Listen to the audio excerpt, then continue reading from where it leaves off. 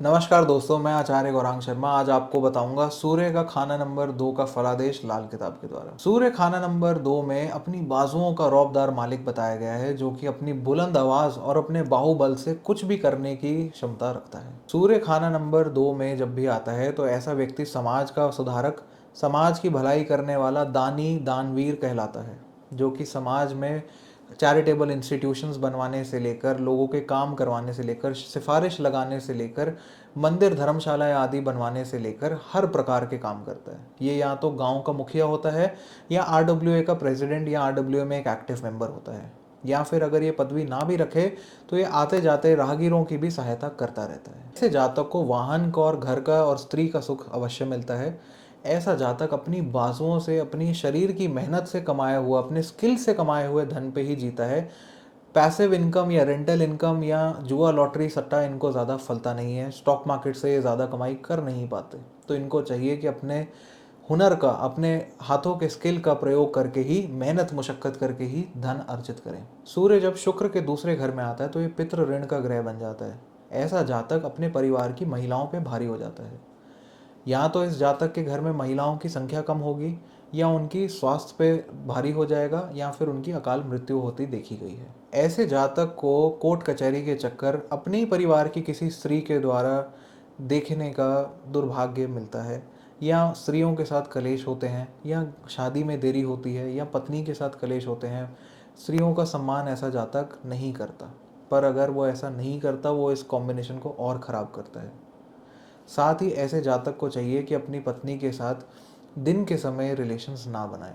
ऐसा अगर वो अपनी पत्नी के साथ दिन के समय हम बिस्तर होता है तो उसकी पत्नी को हेल्थ रिलेटेड ट्रबल्स देखने पड़ते हैं। ऐसा जातक जवानी में काफ़ी रोमांटिक मिजाज का होता है, जिसके लव अफेयर्स की वजह से वो किसी न किसी मशूका के प्यार में पड़ जाता है, और वो बात उसके घर तक आ जाती है।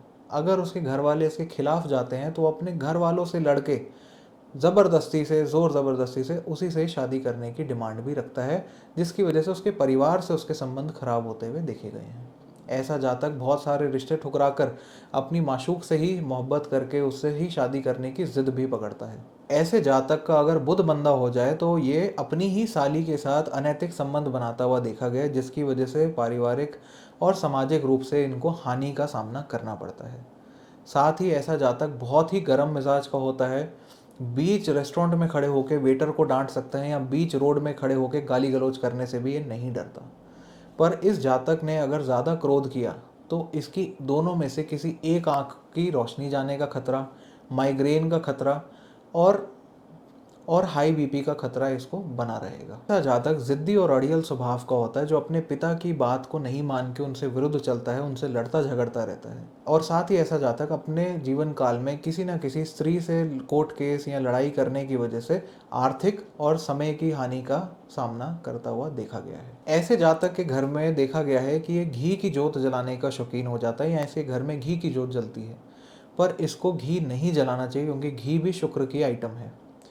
अब इसे तिल का तेल यूज़ करना चाहिए, या कोई पूजा का तेल यूज़ करना चाहिए। घी नहीं जलाना चाहिए। अपेतु घी का दान मंदिर में अगर देता रहे, गाय का देसी पीले घी का दान मंदिर में देता रहे, तो इसको शुभ फल देगा। ऐसे जातक का रौबदार मिजाज होने की वजह से झुकाव पुलिस या आर्मी में भर्ती होने का भी होता है, देश की सेवा करने का भी होता है, या वो जिस भी प्रोफेशन में रहे, या उसकी आवाज़ भी रौबदार होती है, ऊंचा बोलने का आदी हो जाता है।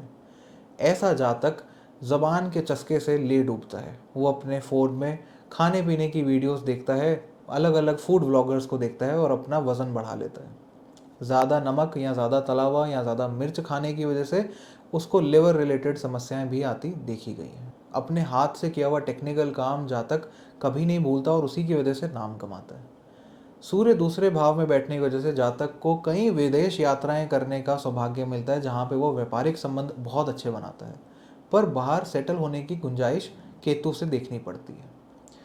सूर्य अगर शनि से मंदा हो रहा हो और मंगल बद हो, तो ऐसा जातक दूसरों की अमानत में खजानत कर लेता है, दूसरों की संपत्ति हड़प लेता है, ये दूसरों की ज़मीन हड़प लेता है। पर ऐसा करने से सूर्य फिर जन्म जन्मांतर तक इसको बुरे प्रभाव देगा। आइए अब बात करते हैं ऐसे जातक को क्या कारोबार करना चाहिए, जिसकी वजह से वो लाइफ में ग्रो कर पाए। ऐसे जातक को पब्लिशिंग से रिलेटेड काम, किताबों से रिलेटेड खरीद बेच का काम, टेक्निकल काम, हाथ के हुनर का काम, शो पीस या हैंडीक्राफ्ट का काम, गिफ्ट गैलरी का बिजनेस बहुत शुभ फल देता है। अगर ये पढ़ाई लिखाई में अव्वल हो तो इंजीनियरिंग करके मैकेनिकल या सिविल इंजीनियर भी बन सकता है। वेयर हाउसिंग, कोल्ड स्टोरेज या लॉजिस्टिक्स का काम भी इनको शुभ फल देता है। आइए अब बात करते हैं सूर्य खाना नंबर 2 में क्या उपाय करने से इनको शुभ फल मिलेगा। खाना नंबर 2 वाले जातक को चाहिए कि वो अपनी साली से दूरी बना के रखे और स्त्रियों का सम्मान करें। साथ ही माता दुर्गा की या लक्ष्मी की उपासना अवश्य करें। किसी भी धर्म स्थान में दूध का, घी का या स्टील के बर्तनों का, लोटे आदि का दान करना उसको शुभ फल देगा। साथ ही सूर्य खाना नंबर 2 के समय जातक को अपनी पत्नी के साथ दिन के समय संबंध नहीं बनाने चाहिए, वो उसकी तबीयत को खराब कर देगा। सूर्य खाना नंबर 2 के समय जातक को मांग मांग के खाना या लंगर कभी भी नहीं लेना चाहिए। उसको दूसरों के आगे हाथ नहीं फैलाना चाहिए। और साथ ही जातक को चाहिए कि उधार पे या मुफ्त में दूध कभी ना ले। अगर वो डेली दूध घर में आता है और डेली पैसे देता है वो बहुत अच्छा है, पर हफ्ते हफ्ते बाद जैसे हिसाब होता है या महीने बाद हिसाब होता है वो उसको नहीं करना चाहिए। दूध उसे नकद ही खरीदना चाहिए, वो उसे शुभ फल देगा। ये उसके फाइनेंसिस के लिए बहुत ही इंपॉर्टेंट रेमेडी है। आशा करता हूँ ये वीडियो आपको पसंद आया होगा, आपने इसको ध्यान से सुना होगा और इसी तरह हम सूर्य के अनेक भावों में फल आपके साथ शेयर करते रहेंगे। आप जुड़े रहें हमारे चैनल गौरांग आश्रय के साथ। इस चैनल को सब्सक्राइब करना ना भूलें। वीडियो को लाइक, शेयर और कमेंट ज़रूर करें ताकि हमें पता चलता रहे कि आपको ये वीडियोस पसंद आ रही हैं और आप अपना प्यार बनाए रखें हमारे साथ। मैं ये ज़रूर कहूँगा दोस्तों कि बिना प्रॉपर कुंडली के विश्लेषण के हर बात आप पे सटीकता से ज़रूरी नहीं कि लगे। अपनी कुंडली का प्रॉपर विश्लेषण कराए बिना कोई उपाय करना आपके लिए हानिकारक भी हो सकता है। तो मेरी राय ये रहेगी कि अपनी कुंडली का प्रॉपर विश्लेषण करा के ही किसी उपाय को अंजाम दें। हरे कृष्णा।